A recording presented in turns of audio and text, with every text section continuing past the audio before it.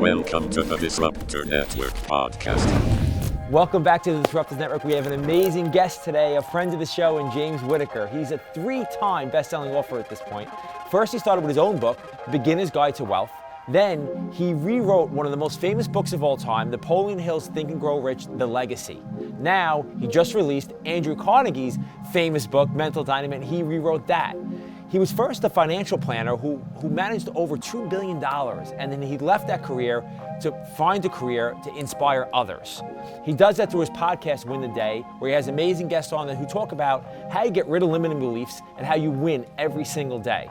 And I love James because he ends every single podcast and every conversation you have with him is how I can help you. And he's really trying to help other people out there get into the mindset to put them in their best mindset to make the most money and create the best legacies for themselves.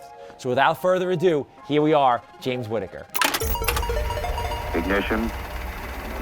Liftoff. Welcome back to the Disruptors Network podcast. We have a friend of the show today and an amazing guest, and we just gave him a great intro. But James Whittaker, welcome to the Disruptors Network. Thank you so much for having me on. I'm very, very excited for this episode. I'd like to acknowledge you guys for all of the amazing work that you do to make the world a better place too. So thank you for everything you do. And I appreciate that. I appreciate that. We actually were just with you recently at Rise and Record, and I heard you speak in front of a crowd. And I know that was the first time you actually have done a keynote in a while. We've kind of been inside, but like hearing your story on stage is amazing, and it just made me want to have you even more. But can you give people a little bit of your background? I know you're originally from Australia. You've been here for a long time at this point now, but can you let people of your background of how you got started from there to here and on the entrepreneur path? Yeah, it's a great question. So I grew up in Brisbane, Australia, and I spent really the first 10 years of my my professional career working in financial planning. So eventually I was leading a team of more than 30 financial advisors for a company that had more than $2 billion under management. And I love that job, but I had this feeling like there was something more for me. And I loved it, but I didn't wake up super excited to do the work. I reached a point in my career where the only challenge was time. And I thought, you know what, I gotta mix things up here. And it had always been a goal of mine to go and study an MBA over in America, a Master's of Business Administration. And I did that. I went to, in August 2012, there was a university called Holt International Business School. And it was 9 months in Boston and 3 months in Shanghai in China. Wow. Just so different. And being in Boston was at the age of 28, it was the very first time in my entire life that I was around real entrepreneurs who had real businesses, who were solving real problems. And it was a huge lesson for me in the importance of that environment of who you're around. That just unlocked so many ideas for me. It gave me so many different possibilities of things that I could pursue, so many great relationships. And then after that point, that was really my first entry into the entrepreneurial world. Since then, I've done so many, launched products and companies in just about every industry that you can think of. But one of the big ones was when I got involved with the Napoleon Hill Foundation. Napoleon Hill is the author of Think and Grow Rich, the best-selling self-help book of all time. It sold more than 120 million copies. And there was a film being made of that book for the first time called Think and Grow Rich, The Legacy.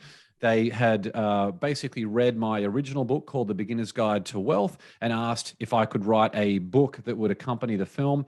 And I said yes, and that was Think and Grow Rich, The Legacy book that came out with the film. And since then, I still work with the Napoleon Hill Foundation. I'm a speaker for Success Magazine, and I've got a ton of different business ventures and things as well. That's awesome. And I can't imagine what an honor it would, because I know, and listening to your backstory before, I know that book was a big part of your story. Mm-hmm. So to be asked to write, I don't know if you tried to manifest that or what you tried to do, but for that to be part of your legacy now is pretty amazing. Yeah, it was a big turning point for me. Obviously, relationships. That is everything. Every opportunity that I have had in my life is a result of relationships. There comes a point in your life when you have the right social capital and you've helped enough people get what they want, that opportunities start coming to you rather than you needing to chase them. And that's just a matter then of saying yes or no to the right opportunities. And that was a situation there where what I had really said to them was, because they were very vague on the idea of a book coming out with the film, because every great movie has a book that comes out with it. It's smart. It's a great way for people who enjoy the film product to get more and more of a transformation, because you can just go in much more detail in the book. And I gave them that concept. I said, there's 13 principles of Think and Grow Rich. Why don't you provide a overview of each of those 13 principles in a modern context, and then complement that with short stories of people who are alive today who have best personified those principles. And they paused, and then they said, that sounds amazing. Can you do it? And I said, yeah, I'll knock it out of the park for you. And that was it, where all of a sudden I was like, wow, I'm writing a modern version of the best-selling self-help book in history. What's going to happen here? And then the process from there was, first of all, making sure that I recognized that it was a complement, not a substitute, because it's like rewriting the Bible. You could never do that. And so that's what that was. And then the next part of there was just breaking it down to say, cool, what needs to be done to make sure this is a really amazing book, and putting one foot in front of the other. That's awesome. And how has that experience influenced you when you get on stage now and you go to inspire so many people there? It's been huge. And the biggest turning point for me was the interviews that I was able to have with a lot of these people, like Barbara Corcoran and Rob Dyrdek and Bob Proctor, and just so many of these just incredible people. Some of the lessons that have come out that are still so applicable, that people who can be very successful still don't know that these are blocks from preventing them from having even more success. An example of that is when people wake up and they want that feeling of achievement. So they go and do things like responding to emails to get things off their plate.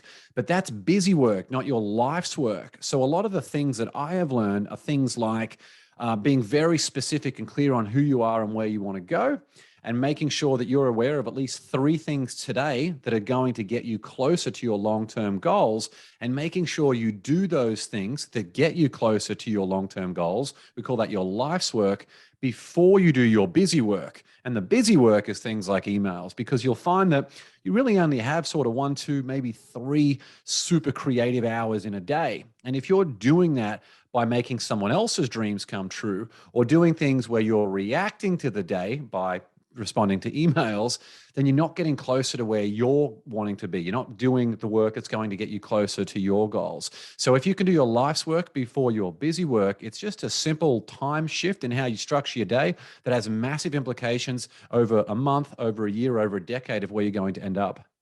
It's interesting because the more you say that, it reminds me of one of the talks that you did, where you said, if you don't decide to win in the beginning of the day, then you automatically have decided to lose. It's very similar to this then, right? It's just putting your actual creatives towards your dream, is that's you winning, as opposed to losing is doing everything else first as opposed to yourself, right? Definitely. And that was, it's so well said. That was the origins of the Win the Day podcast and the Win the Day branding that I'm talking about here. It was when I was reading Think and Grow Rich, and a big part of writing Think and Grow Rich, the legacy, was I needed to be an absolute, I needed to know the original Think and Grow Rich inside out. And there was one passage that kept standing out to me, that the poverty conscious will automatically overtake any mind that is not preoccupied with being success conscious. And I couldn't let that go. And the way that I interpreted that in a modern setting was, each day, if you do not make the decision to win, you have automatically made the decision to lose. And that then became Win the Day. It's why I've got my Win the Day, My Intent bracelet. And literally 100% of the time, every single day, it doesn't matter what happened yesterday or what's going on tomorrow, I make the decision today that I'm going to turn up. There is a decision here of, good versus evil, the great dichotomies that we have in life. The day is either going to be won or lost, and I'm going to win this day no matter how I feel or what happened yesterday. So I read an article that you, like building off of that, you win the day to start the day, right? I read an article that you wrote that was really powerful, and you talked about your youth in it. And the reason it was very powerful for me, because we had a very similar experience, right? Like I went through high school, just being anxious about being in school and doing really poorly because of it. Same thing as you, it made you feel like you couldn't succeed at that point now. And you're working in a liquor store, and the second you got left with responsibility, like you panicked, right? So it was great for me to see, like, I really connected with you on that story, listening to your story, and how your mother just said to you, like, look, you have everything you need, snap out of it. Basically, you can achieve whatever you want. But how did you first conquer that, and second, get yourself into a mindset now where you never go back to that place again? Yeah, great question. It actually gives me chills even thinking about that stuff and talking about this anxiety. It's still something I can still feel it. Like there's these, I don't know if you ever 100% conquer anxiety, because I can still feel it in even little bits during different moments and different times. But I remember at that moment that stage in my life, which was very much like the first 23 years of my life, I had no idea who I was. I had no idea where I wanted to go. And as a result of that, I would just drift wherever the tide, wherever the wind took me. And that means I didn't really care who I was. I didn't have the intent of who I was hanging out with. I didn't have the intent of what I was reading or listening to. I didn't have the intent of what I was eating. I didn't have the intent of, should I have a healthy life in terms of like alcohol consumption and other things like that. It's so weird to even look back at that. And all of those different things created that anxiety, because what I had realized in retrospect was, just as we can think and grow rich, we can think and grow poor.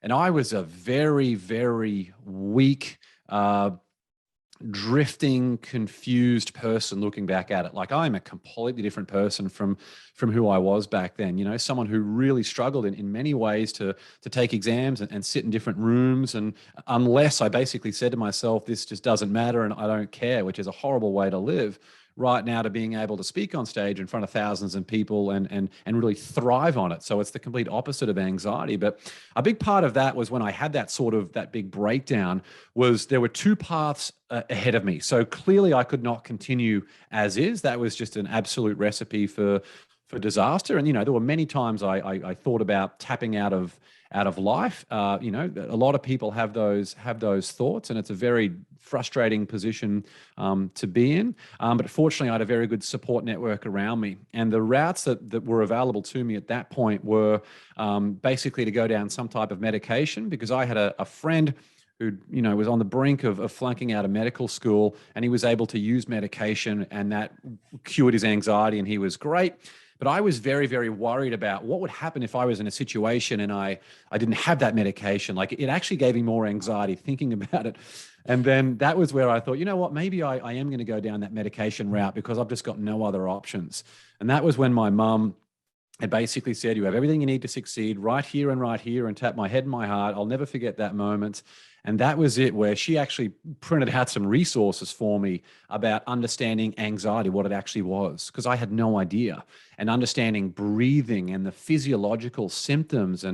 And from that moment, that was where I was, like you guys, I started being so committed to consuming everything that I could find on mindset and peak performance and relationships and entrepreneurship, all of these different things, which is still something I'm so passionate about today. Like, I'm obsessed with peak performance and mindset and productivity and how we can unlock the potential that we have, because it just kills me, the idea that there are people out there who just have no idea of this amazing life available to them, who are continuing to drift. It's funny because I was going to ask you, what is your favorite principle out of the Think and Grow Rich? Because you mentioned a lot of them as we spoke right now about how they have influenced you, especially understanding your circle and the people around you, and that could be your mastermind, right? Because my favorite principle out of the book, I would say, is, I think it was specialized knowledge. How you can continue to always want to gain knowledge no matter who you are. That a master is really just a master because he continues to learn. Is someone that doesn't decide to stop because he thinks that he knows it all enough. Is wanting to continue to learn no matter every single facet in your life, to try to better it, so you can be able to be a better leader in it, a better master in it, to help others, right? It's so true. That specialized knowledge, particularly for young people and those who reach their 30s and 40s and feel like they're drifting, it's because they've never stuck with something long enough to acquire that specialized knowledge. And if I was starting out today, I'd be going all in on things like web design or video editing. These are things that you can learn online pretty much for free. And that gives you an enormous amount of value that you can offer to potential mentors.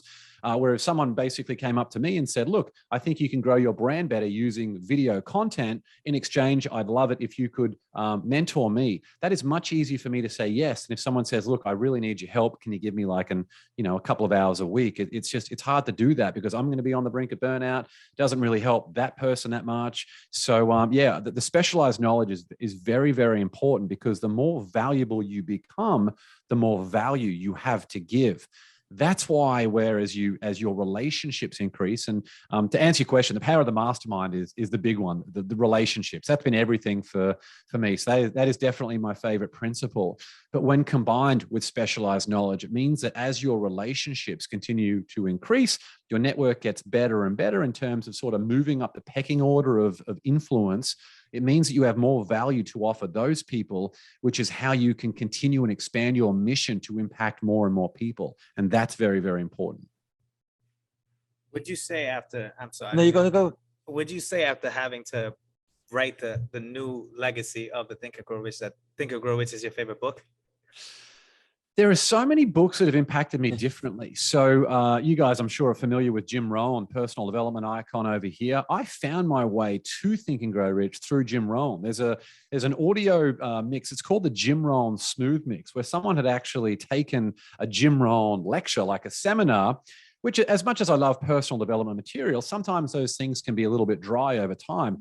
And they put it with music, and it's incredible. It's available on Spotify right now, the Jim Rohn Smooth Mix. And I used to listen to that constantly. I still listen to that very, very frequently. It is incredible things like lessons of the seasons and opposites in conflict, all these different things, and how meaningful ideas can be. That's another one of my favorites from the Jim Rohn Smooth Mix. So Jim Rohn was enormously influential for me early on in getting back to that journey to eventually go back to the source being Napoleon Hill. But then I was asked to do Andrew Carnegie's Mental Dynamite. So he was obviously the mentor for Napoleon Hill. So I love just going further and further back to see who the root mentor is of a lot of these people. But other books out there like How to Win Friends and Influence People, that is an amazing book on the foundations of relationships. And it's probably its modern equivalent would be Never Eat Alone by Keith Ferrazzi. So those two books are very important for me. And then Mindset by Dr. Carol Dweck, on the difference between the growth mindset and the fixed mindset. So between those books, and if I had to pick another one, it would probably be Influenced by Dr. Robert Cialdini. That's all of those books are the ones that have really influenced me the most. And you mentioned a bunch of books now, but between writing your own bestseller, because the first book you wrote was a bestseller, which is how you got all these opportunities, so it's amazing. And then Think and Grow Rich, and then Mental Dynamite. What was the, what kind of process you go through in rewriting classic books? Because I got to think there's a lot of landmines around that you're trying to avoid, and you want to have your own voice in it, but you're also trying to keep the integrity of the book. So what's that process like? Definitely. So actually, one of the very first things that I did was identify what those landmines might be. An example of these ones from these unreleased manuscripts, from that were written like 100 years ago in many cases. There are things in there where they talk in like a very masculine voice, like that, as he thinks he becomes. And I just hate the idea of anyone feeling like it's not speaking directly to them. So that was the very first thing that I changed. I went through and I culled any of that stuff to make it much more inclusive language. And then it was including, speaking of inclusiveness, it's important to me that everyone out there is represented. There's people out there who have a lot of disabilities and a lot of challenges. So to be able to share modern stories of people like Jessica Cox, who was the world's first armless pilot, like an incredible story to talk about people like that. And people like Jim Stovall, who went blind at the age of 18. Like, there are so many amazing lessons out there for people that when they can see themselves in that, it's really, really powerful. So removing things that would restrict people from being able to recognize their abilities would be the first one. And just making it more inclusive and inspiring through those other things using modern examples. As much as I love Andrew Carnegie's Mental Dynamite, a big focus for me was to include modern people and, people like Dr. Dennis Kimbro, who's had an amazing impact on the world, as well as companies like Costco and Chobani, who are having enormous success for their shareholders, but are really taking care of their staff along the way too. So we're not just focusing on empowering individuals here. We can focus on what we can do to help corporations, these big companies that have the ability to help a lot of people at scale all at once. They were a few different things that I went through as I was doing these projects. I have an interesting question with this because, these books were written in very certain time periods, right? And your books were written now, right? And there's a lot of big differences in technology, the way that people live, where people live, and the ways of how they live, right? What would you say is one of the biggest challenges that you see? Because obviously the audience of that time, they were going through their dilemmas where, these authors can write and they can actually understand what these people are going through and be able to write to get them out of their ruts, right? But today we have some challenges that they didn't even believe probably were possible, like social media and people being stuck on there for 6 to 8 hours a day, contributing to them not being successful in these forms, right? So what would you say is like one of like some of those big challenges that when you're rewriting these books, you have to keep in your mind? One of them was being more inclusive language, right? But Yep. what is that other aspect that you having to put yourself in this new headspace of what those challenges are probably very similar to what they were at that time, but now probably a little bit more evolved because there's a lot of things taking people's time, you know? It's such a great question. And I am a firm believer that we are faced with, a multitude of problems. I think we can look at the political landscape of what has happened in America in the last probably 6 years. All of these different things are adding up to what looks like a lot of social unrest. But I'm a very firm believer that the problems that we face are exactly what has been experienced previously, and therefore the solutions that have been used previously can be applied now. An example of that would be things like homelessness. Rather than reaching the point where all you're doing is cash handout after cash handout, how about recognizing that they might have a self-worth issue and teaching those homeless people skills that they can use to provide meaningful contributions to society? So that's an example of something that's referenced in Andrew Carnegie's Mental Dynamite. A lot of these things here about as a quote actually from 7 Habits of Highly Effective People from Stephen Covey that says, seek first to understand, then be understood.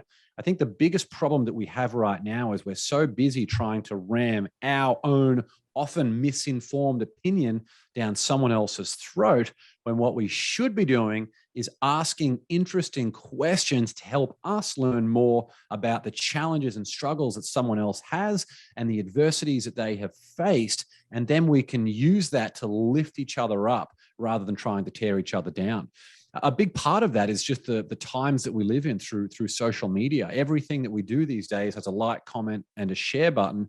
And I don't like it when people tag me in negative stuff, because in Andrew Carnegie's Mental Dynamite, a big thing that stood out to me when I read that manuscript was what happened if every thought impulse you had added something positive or negative to your character. And the moment I read that, it just made the hair stand up on my head. I was like, oh my God, this is every time I have a negative thought now, I recognize that can embed into my character. And I don't want to be a negative person. I want to be a positive person. I want to go on and be proactive. I don't want to blame my circumstances. I want to get out there and try and have the impact to help empower a lot of other people. And that happens when I'm very protective of my thought impulses. And unfortunately, a little bit for that means I've had to basically totally disengage from things like the news and any of those forums where people are just really emotional and ramming down negative voices. I am leaning in much more to things like we're doing now. We're having great conversations about things that are positive. And I also like this recent push to audio platforms, because it means that people can have a conversation and ask questions, because the best way for you to grow is to ask questions that you need for the answers that you want. And when you do that, you establish that rapport and that respect. And it means that not only will they help you grow, they'll also introduce you to opportunities down the track that can really help amplify that trajectory for you. One of the stories, and it actually made me think, because I went back to look at the notes I took. You told at the beginning of the article I'm talking about, you speak about, I believe you were in the car with your father going to school, and he was listening to these tapes. And I'm assuming they were like, positive reinforcement. And you were like, why is this guy so happy? And why is he so positive? And what is this? And now I hear you saying, I've listened to the same thing back. I still read the books over and over again and that stuff.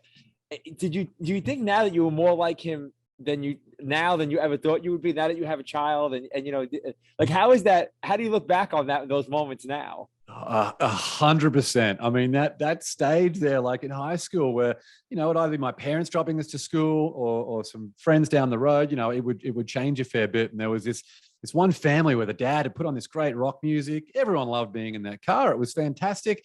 Then we'd hop in the car with my dad, who'd listen to this personal development stuff. And I'm like, I just didn't understand the point of it. Like, why wouldn't you want to have fun in the moment? Why are you listening to this stuff? And he still is. He's such a positive guy, and nothing phases him. And I think that is a product of his, almost 82 years on this earth. Experience isn't the best teacher; it's the only teacher. But then recognizing the power that material has, even when you're you, even if it's just playing and you're not actively listening to it, you remember so much of this stuff. So I will definitely be doing that for my kids, introducing that material. But unfortunately, as a parent, the kids often want to hear it from someone else rather than their own parents. And I've gotten, and my kids are 6 and 8 now, so they're getting a little bit older. So I'm getting away from kids bop and stuff like that, but I still have to deal with that. But it's funny because, that I asked you that because as a father now, I go back to a lot of the moments I had with my parents, and so much stuff is clear now that it wasn't clear before, right? And I had a conversation with my son recently where he's playing basketball and baseball, and I try to be at every practice and every single game, and I don't care if he does great. I just want him to try. Like, I just want him to have effort. And we had left, and he was a day where he just wasn't feeling it. And he had baseball and basketball day, and he just wasn't giving any effort. And I turned around to him. I was like, hey, do you know who used to come to all my practices and my games when I was little like you? And he said, who? He said, nobody. I said, my father was working all the time to try to make sure we could live. I was like, so, and I'm asking you that question because I don't know if I'm setting, this is something I struggle with, right? Like, am I setting them for failure by being so overly supportive that it was something maybe we didn't have growing up? Like, as a father, do you feel like you're repeating some of the stuff that your father did, or are you looking at it and saying, well, this didn't work at all for me, I'm going to do something else? Yeah, it's so interesting. I feel like when the things that you observe from your parents, you either lean in massively to them, or you're like, I'm never going to do that with my kids at all. An example of something I did with my daughter this morning, who's 2.5 years old. I was always around sports as a kid, like a very active kid, whether it was ping pong or football, anything, you name it. If there was a ball involved or running, I loved it. And but the big rule in our family growing up was no balls in the house.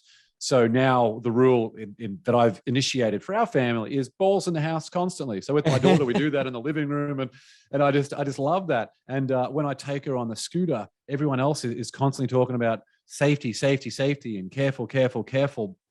I say to her now, Sophie, what's our one rule when we hop on the scooter? And she says, as fast as possible. And I do that a little bit like in jest, but I want her to be able to recognize that there are boundaries out there that she can go towards. And yeah, she might fall down from time to time, but that is a lesson for her to pick herself up so she can achieve what she wants. So there are a few of the things that I do with her. And I also like to tell, I just also like to tell her stories. If she's not in the mood to read a book, I'll say, look, can I tell you a story? Once upon a time, there was a little girl. Do you know what her name was? And she'll say, yep, Sophie. And I'm like, yes, her name was Sophie. And she was so kind because she saw a kid over there who didn't have any toys to play with. And so she shared her, like, I'm trying to teach these lessons in a way that's fun to her rather than being combative. Because if I say things to her, that the times when we butt heads would be, like, if it's about eating food or going in your car seat or whatever, it's very resistant, and that force is met with force, and then you're just further away. So trying to make those things a game and make them fun is just such a big priority for me. Awesome. And hopefully a few of those lessons come along the way too. It's also because raising them this way makes them much smarter than like a lot of kids that age. So they have to question some things. So you can't be combative with them all the time, because like, you have to give them a real reason, because these kids are much smarter. Yeah, definitely. And I kids these days, I forget the statistic, but I think it's by the time kids are 3 or 4 years old, they have heard the word no about 80% more, and yes about 20% of the time. It's something like that. And I really dislike the idea of a kid being raised, any kid, anywhere in the world, with any limitations whatsoever placed on them. So that's what I'm trying to do with her is remove any of those limitations. Let's just make this stuff about as much fun as possible. And words like no and safety and careful, of course, they have a time. Like, there are some things that I set very big boundaries on, is like the nearby street. Anytime she wants to run on the street, which is only happened 1 or 2 times, fortunately, but that's the stuff that really freaks me out. Other things where I don't see it necessary to say no and be safe and careful 1,000 times, because I want her to learn from experience and recognize the boundaries, because she's been able to push them rather than going through life so careful and so cautious and wanting to be so safe. Because I think, as the three of us have observed in our own lives, a lot of the growth that we have had is from when we push the boundaries rather than being safe. I think being safe, like people who, and another example of that tangibly, is putting all your money in a savings account and thinking that's going to set you up for wealth long term. Like, it's just playing it safe is a way to slowly erode the growth that you can accumulate over time. It's interesting because, like we're speaking about now, when we're kids, a lot of the people that tell us what we can or cannot do are our parents, right? And so we grow up and we're conditioned in this way to think that these are the things that we shouldn't do because this is going to end up badly. These are the things that we should do because this is going to end up in a good factor for us, right? But a lot of people carry these things on their growth and the more that they evolve, right? And so a lot of people wake up in the morning and instead of their parents being the one giving them this limiting belief or thought, right? Now it's their own subconscious, right? Where their mind is telling them, nah, don't go too hard today, or maybe you can actually achieve this thing that you want to do, right? And so how important is like a morning ritual to you to be able to speak to yourself out of those limiting beliefs and let yourself know that that subconscious limiting belief thought is not actually real and that you can actually overcome it? Like what does that look like with you? Yeah, I see a lot of people lately who have been doing 75 hard. You guys, I'm sure, have probably seen 75 hard popping up. And I think it's great for people to do that, especially the people who get great results from it. I have not had the inclination to go and do something like that because I feel like I'm living my own version of discipline and adversity and understanding what goals look like for me every single day.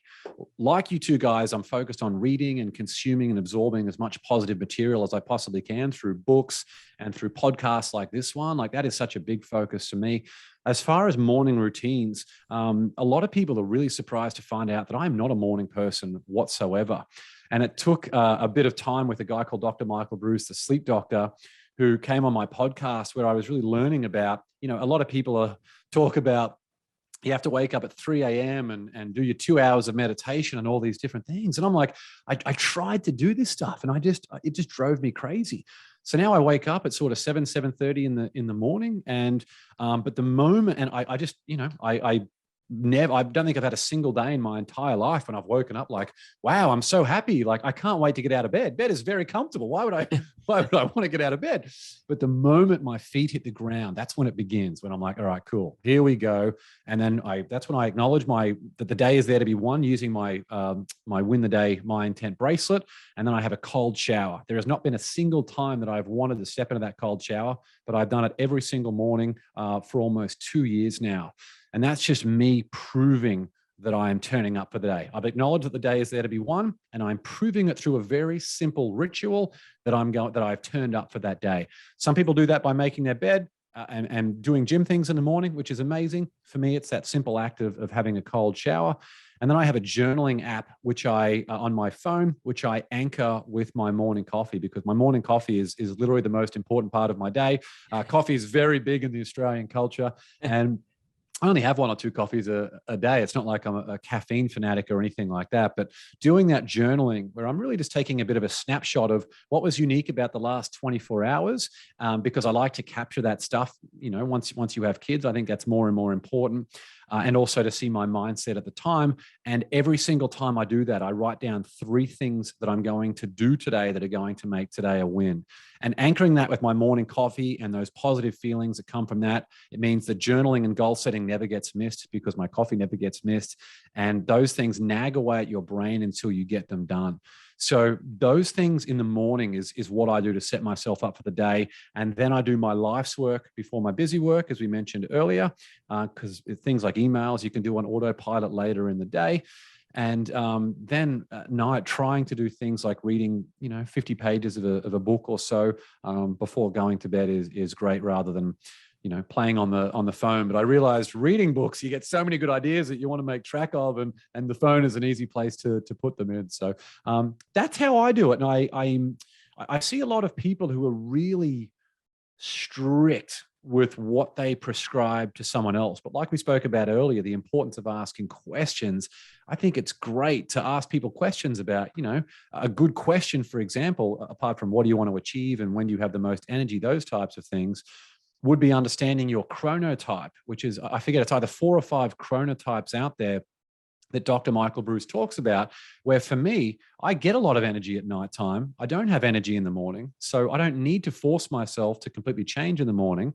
That is a routine that works really well for me because I've tried so many different things. So, and that's it. You got to try a bunch of things to see what works for you.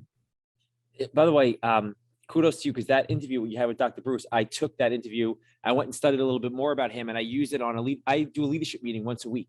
And I used that interview as a catalyst for my leadership meeting to talk about exactly that, because I've always talked about my routines, and I talk about it in the meetings a lot. And I'm a morning person. I'm not a night person. But what I said to people, that doesn't have to be you. You have to figure out what your power hours are, and whatever those are, you have to take advantage of. It doesn't have to be morning. It could be night. It could be, whatever you want. But and I used that interview because it was really, I got a lot out of it. So thank you for that, because and the cold shower is something I implemented too. I'm like 7 months in, and for me, it's great because it gets my system going, and I never want to get in the shower ever the same way. Like every single time before I'm about to do it, I'm like, oh, this is terrible. But you're in for 5 seconds and it's fine. Yeah, and exactly. Then the hot shower at nighttime, I really, really look forward to that. That's a great way. Me too. Yeah. On what you mentioned there about sleep, finding out what your power hours are. That's, you said it much more succinctly than I did. So finding out exactly what your power hours are, and make sure that that's when you're doing the work, rather than trying to force too many different things. And Dr. Michael Bruce, we should get him on your podcast. I can connect you guys after the show. Yeah, he was awesome. That was a great interview. But like I know for me too, and I think it goes back to some of what my anxieties are with time. Like I like to get to the office early and get stuff out of the way. So by the time everything starts coming at me, I'm kind of settled. Like, so I get myself settled in, I'm kind of over prepared. So for me, that works. But like, I know creatives, like when I talk to Elohio, he'll work 3-4 o'clock in the morning sometimes. And then I'll wake up to messages from him. Him and Grant, who does most of our filming, and it's just, like sometimes creatives are better at night, and that's when they're quiet time. So it's just like I don't ever try to push anybody into a box with that. I'm always just trying to figure out what time is good for you. Yeah, my business partner, he wakes up at 3 a.m. every day. He does like 2 hours meditation. He like stares against the wall. I'm like, dude, how do you even do that? to me, I like to wake up around sunlight. Just getting some sun's a good way to kickstart the system. So you gotta do what you gotta do. It's one of those things to be able to actually become conscious of it. A lot of people don't realize who they are. I think that's the first step in order for you to gain success or learn what role. My favorite book is The Alchemist. I say it all over the podcast, all over the time. But the reason why is because it's a true identification of finding who you are, and then being able to use that as your foundation to really understand what's your road and where you want to get to in life. And then how to become a winner every single day is to also know exactly who you are as a person, as your foundation. And I feel like a lot of times when it comes to people trying to succeed, trying to reach a new field, or trying to get to another level in their lives, they fail that part. They start to change a lot of aspects of their life without actually knowing exactly who they are, and I think one of those big things are book reading, meditation, journaling, a lot of these different principles to be like really be able to go into yourself. And being able to go into yourself allows you to really become a little bit clearer on what your vision is for your life, and what your vision is for, in particularly, like for me personally, is like my legacy. Like, what is that thing that I want to leave for this planet, and since you wrote the Think and Grow Rich, the legacy, right? I'm very curious on what you want your own personal legacy to be on this planet. That's great. Yeah, it's such a great question. And what you mentioned there, that I forget who the author of the quote is, but the person who wants to, if you want to change the world, start by changing yourself. I think that's really, really important. Legacy for me is all about helping people unlock their potential. And the way that I've done that is through things like their financial, physical, and mental health, because that's just based on the different things and solutions that I've been able to offer for people. But it's got more specific than that. It's more about helping people recognize that you have a voice. At a time when a lot of people want to get everyone to shut up, I want to get everyone to talk, but talk by asking questions. I just think the world would be such a better place if everyone asked better questions and like that. But for me personally, I would like to be remembered as someone who cared more than anyone else. Like I really, really deeply care about every single thing that I do and every single person that I'm involved with. And sometimes, often that can be very stressful. And many times in life, I've been not on the brink of burnout. There have been times when I felt totally burnt out because I have tried to commit myself to helping people. The times when I've been burnt out is because I've committed myself to helping people who had not committed to that journey themselves. That's been a big lesson for me. And I think we can do that instinctively sometimes. And that's just a frustrating position to be in, because they're frustrated. They don't want the change and they're pissed off that someone's trying to tell them about it. And I get frustrated because I feel like I can help them, but I feel bad if I'm not doing it the right way, if they're not getting the results. So yeah, to sum all that up, I just really, really want to help a lot of people ask the right questions and raise the idea of what's possible for them so they can have an amazing impact, starting with their home and their communities. Yeah. I'm in saying, like, kind of summarize some of the stuff you're saying, is that was awesome. And some of my frustrations lie with, between me and my partners, we have about 250 employees at this point now. And, some of my frustrations lies not being able to get people to another level, motivate them to get to another level. And I know you manage a big group of people, but your growth as a person from somebody who had very limited beliefs to somebody who is limitless almost now, right?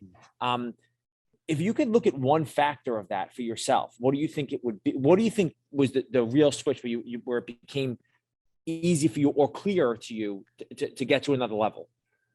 It was recognizing for me that the people who are the most successful people in the world are no different to me.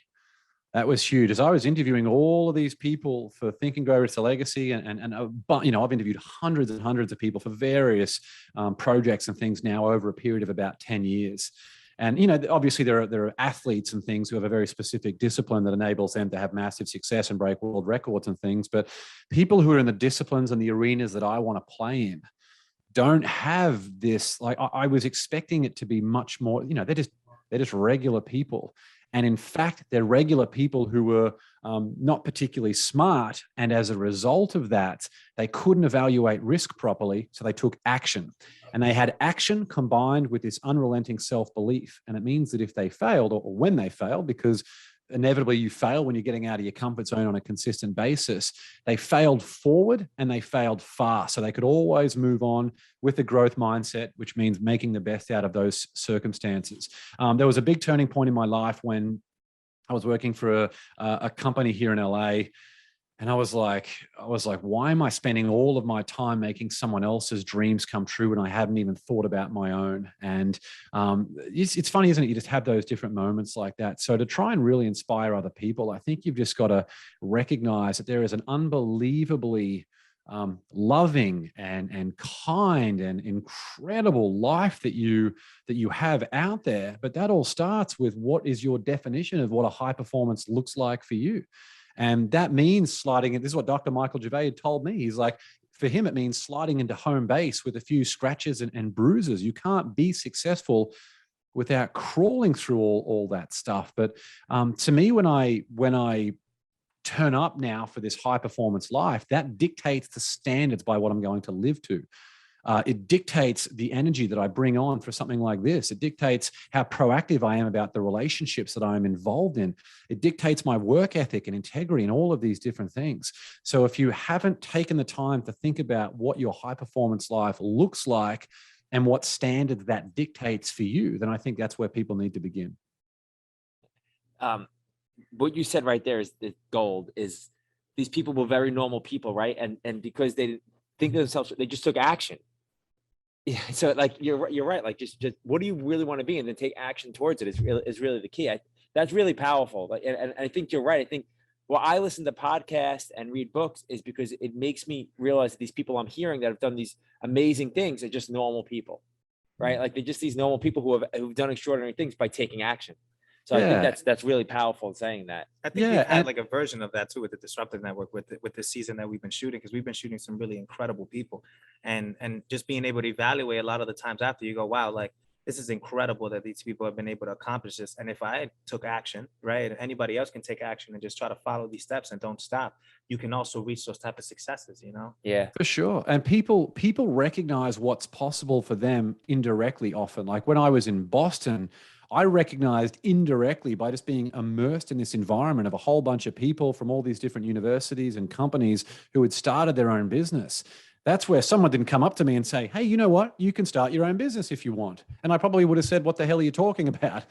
I actually saw it firsthand. I was around, I was participating in these conversations, and I realized I naturally gravitated towards people who were doing those types of things. And I wanted to be a part of it. And then I thought, wow, if that's what I want to be a part of, what is the plan? What is the plan to get there? One of my favorite quotes is from Napoleon Hill that says, action is the real measure of intelligence. action is the real measure of intelligence. It's just another one from Napoleon Hill on that theme, is that it doesn't matter what you know, it matters what you do with what you know.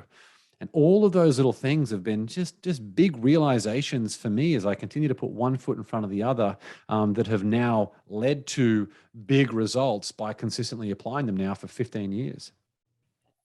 This is amazing. This has been amazing.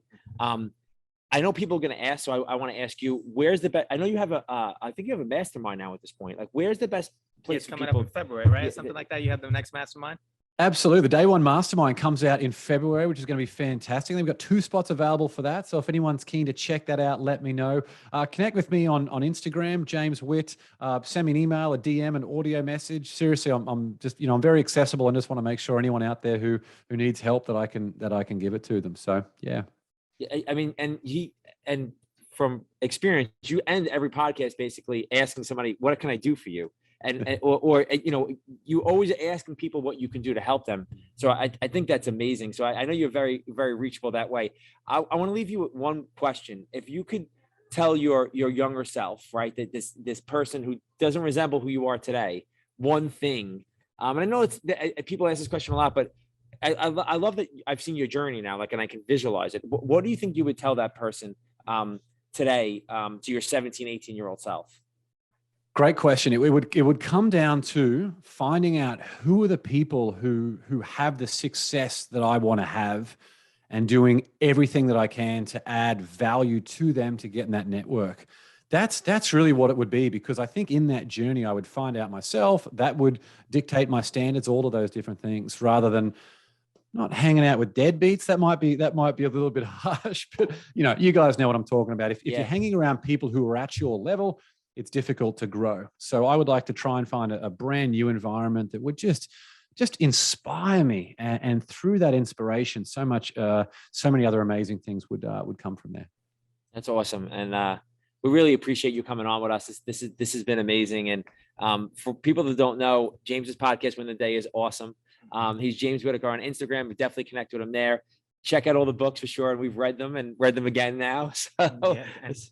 Thank you so much for coming by. This has definitely been one of my favorite conversations, especially. And I think that everybody that's been listening too has definitely understood how to start to re-engineer their minds to be able to be a little bit more successful. And you continue to preach that every day. So thank you from the Disruptors Network. Really appreciate thank you guys. As I said at the start, you guys are doing amazing work. Just honored and grateful to be a part of it. And yeah, loved our chat today. Thanks again. We'll talk soon, brother. Thank you. Awesome. Thanks, guys. What a great podcast with James Whittaker today. That really resonated with me in so many different ways, from his upbringing to how he thinks every single day now, to his daily routines. And there was so many gems that we can take out of that. Aloha and I was one of our favorite podcasts that we've ever done.